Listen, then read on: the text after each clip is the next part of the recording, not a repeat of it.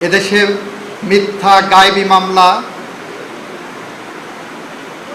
Ghost মামলা, ভূতের মামলা এইটা করার সংখ্যা প্রায় বন্ধ করে দিয়েছি। ৪৫ লক্ষের উপরে মামলা পেন্ডিং সারা বাংলাদেশে। সেই তুলনায় আমার জজ সাহেবের সংখ্যা অনেক কম। জজ সাহেব থাকলেও এজলাস নাই, এজলাস থাকলেও পিয়ন নাই, পিয়ন থাকলেও একজন জজ সাহেব যখন আপনার সাক্ষীর ডিপোজিশন লিখতে লিখতে দেখছে তার খাতা কাগজ শেষ হয়ে গেছে, তখন বাইরের থেকে তার নিজের পকেটের থেকে টাকা কেনার সামর্থ্য নাই। অ্যাডজন করে দিয়ে জেলা জজ পর্যন্ত আবার রিকুইজিশন পাঠিয়ে তার অ্যাপ্রুভাল নিয়ে কাগজ কিনে তারপরে সাক্ষী লিখতে হচ্ছে। আমরা এরকম একটি দৈন্যতার মধ্য দিয়ে যাচ্ছি। আমরা সমস্ত আধার এবং সমস্ত বাধার প্রাচীর অতিক্রম করে বাংলাদেশের মানুষের আস্থা, বিশ্বাস, ভরসা এবং ভালোবাসার বিচার বিভাগ ফিরিয়ে আনতে চাই। যদি বলেন কিভাবে, আপনারা দেখেন, লক্ষ্য করেন, এদেশে মিথ্যা গায়েবী মামলা, ঘোস্ট মামলা, ভূতের মামলা এইটা করার সংখ্যা প্রায় বন্ধ করে দিয়েছি। শেখ হাসিনার বিচার তো একটা শেষ হয়েছে। সরকার তো শেখ হাসিনাকে বিচারের মুখোমুখি করতে চেয়েছিলেন, শেখ হাসিনা সেই সুযোগ নেননি। শেখ হাসিনা ফাঁসির দণ্ডপ্রাপ্ত আসামি।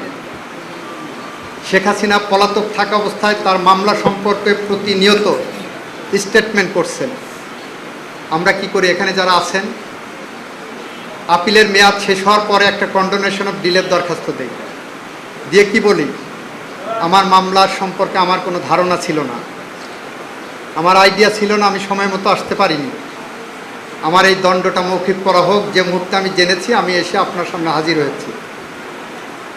বিচারক তার এই মিথ্যা কথাটা হলফ করে যখন বলেন, তখন বিশ্বাস করে ডিলে কন্ডন করে তার বিচার আপিলটা নিষ্পত্তি করার দিকে যান। শেখ হাসিনা প্রতিদিন প্রমাণ করছেন ওনার মামলা সম্পর্কে উনি সম্পূর্ণ ওয়াকিবহাল। ওনার যে সাজা হয়েছে তার আপিলের একটা নির্ধারিত মেয়াদ আছে, সেই মেয়াদ পার হওয়ার পরে উনি ডিলে কন্ডোনেশনের জন্য কি গ্রাউন্ড নেবেন আমি বুঝতে পারতেছি না, আমার মাথায় ঢুকছে না। কারণ উনি বলছেন উনি বাংলাদেশের থেকে যাননি, উনি বাংলাদেশে এখনো প্রধানমন্ত্রী। উনি বলছেন উনি বাংলাদেশের যে কোনো সময় ঢুকতে পারেন। উনি দিন তারিখ দিচ্ছেন ডিসেম্বর, ভালো কথা, কিন্তু আপনার মৃত্যুদণ্ডের আপিলের ডিলে কন্ডোনেশনের জন্য আপনি এইগুলো খণ্ডাবেন কিভাবে, সেইবার সেটা একটু চিন্তা করেন না। আর বিচারের মুখোমুখি অন্য যে মামলাগুলো আছে, আমাদের বিচারের মুখোমুখি আমরা বিচার প্রক্রিয়া শুরু করেছি, আমরা তাকে আনার চেষ্টা করছি। এই বিচারকে ডিফেন্ড করা, নিরপরাধ প্রমাণ করা, নির্দোষ প্রমাণ করার একটা অব্লিগেশন তারও রয়ে গেছে আদালতের সামনে এসে। আমরা অপেক্ষায় আছি, উনি আসবেন, ওনাকে নিশ্চয়ই আইনি কাঠামোর মধ্যে যেভাবে আইনসঙ্গতভাবে তার ন্যায় বিচার নিশ্চিত করা যায় আমরা সেটাই করব। আপনারা লক্ষ্য করেছেন আমরা প্রতিহিংসার রাজনীতি করি না।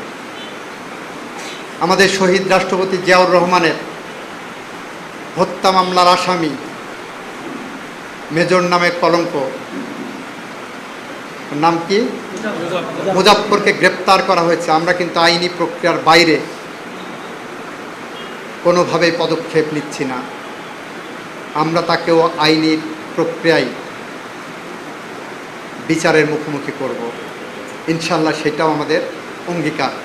একটি দেশকে সুশাসনের দিকে নিতে হলে, একটি দেশকে সামনের দিকে নিতে হলে আইনের শাসন প্রতিষ্ঠা তার অন্যতম একটি অঙ্গীকার।